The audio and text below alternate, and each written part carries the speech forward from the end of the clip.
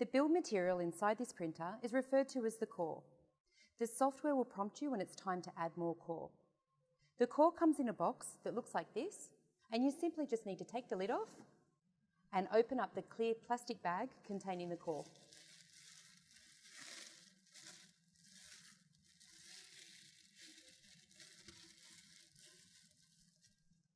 Open up the lid of the printer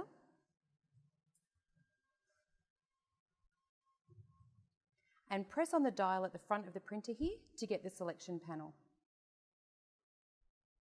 You need to select vacuum, and if it isn't on vacuum already, you can rotate the dial until you can find the vacuum selection.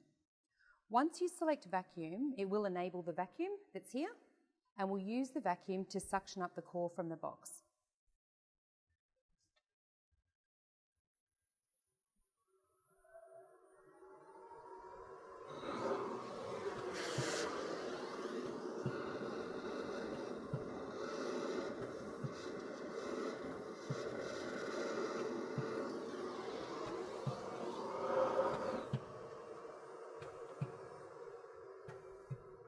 When you're done, select Exit, and that will stop the vacuum.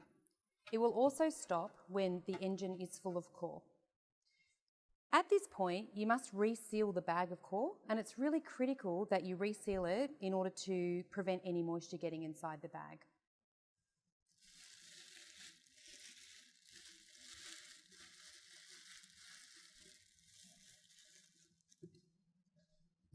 Then pop the lid back on, close the lid,